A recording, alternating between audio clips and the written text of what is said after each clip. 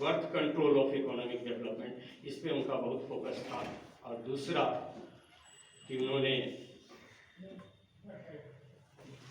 ये अपील किया था आगे सोशल जस्टिस के टर्म में कि जो मैटरनिटी लीव का कंसेप्ट है, आज भी मैं देख रहा था किसी अखबार में किसी यूनिवर्सिटी का मामला फंसा हुआ है कि किसी शायद भागलपुर यूनिवर्सिटी या किसी का है या आई कांट रिकॉल, लेकिन ये दैनिक जागरण में हमने न्यूज़ देखा कि वहाँ भी कुछ गड़बड़ी चल रही है किसी मैटरनिटी लीव की वजह से उनका। अच्छा, जो भी यूनिवर्सिटी हो रहे स्टाफ, डॉक्टर साहब को थैंक यू मनोज जी को ऐसा पता है, शेयर उन्होंने कर दिया। तो वो उन्होंने किया था कि नहीं, यदि फैमिली वे में जाती हैं तो ये पूरा का पूरा उनका पेड लीव उनको मिलना चाहिए। So Ambedkar told social evolution of social evils, ये तो उसके तो चैंपियन ही थे, उसी रूप में आप लोग ज़्यादा उनको याद करते हैं। Untouchability, caste restriction, upliftment of Dalit, backward, labour rights में के वो बड़े चैंपियन थे। और उसी लेबर राइट्स में उन्होंने ये पेड मैटरनिटी लीव का कंसेप्ट उठाया था। He was a journalist as well. क्या भाई ऑर्गेनाइजर लोग ज्यादा समय ले रहे हो तो घंटी बजा सकते हैं, आप घंटी बजा सकते हैं। मैंने पहले ही कहा कि I am speaking as a teacher. हाँ, कोई 5-7 मिनट में करते हैं। 5-7 मिनट बुला लिए तो, लेकिन नहीं बुलाना था ना, साल ओढ़ने के लिए मैं नहीं जाता हूँ।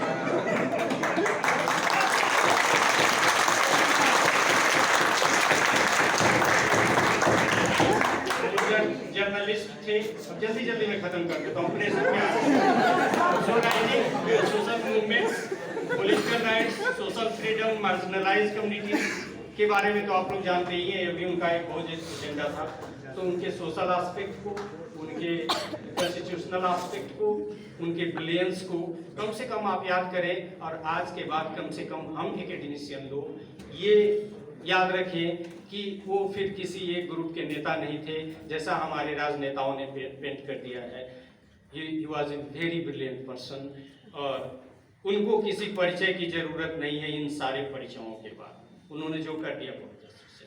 दूसरी बात, मैं सोशल जस्टिस के एनालिसिस की बात करूंगा आज, जो सबसे बड़ा उनका एजेंडा था।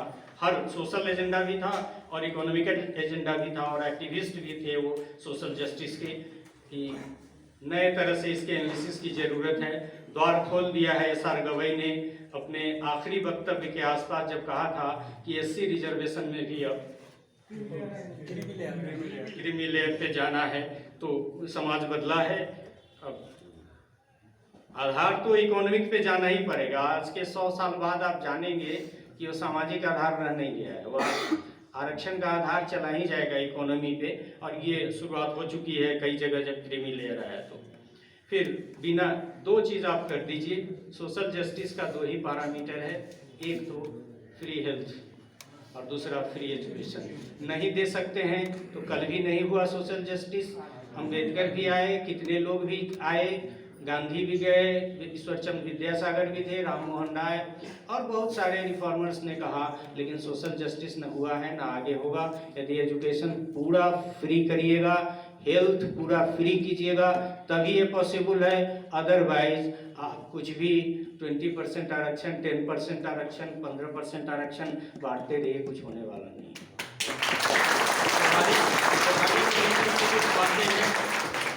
वो भी एजेंडा आपको रखना पड़ेगा। संख्या बढ़ाइए KVS की, नवोदय विद्यालय की, रूरल यूनिवर्सिटी हमारे सेकंड नेशनल एजुकेशन पॉलिसी में कहा कि काफ़ी मात्रा में रखिए। टीचर का स्टेटस, यूनिवर्सिटी की autonomy, common school system, neighbourhood school, 6% of GDP, कब की बातें हैं, आपने कुछ नहीं किया। फिर सोशल जस्टिस होगा कैसे?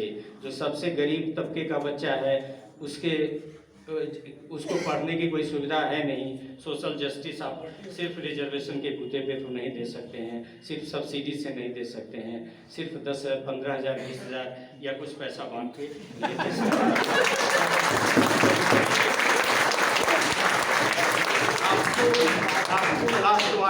आपको हर हाल में प्राइवेटाइजेशन को कंट्रोल करना पड़ेगा।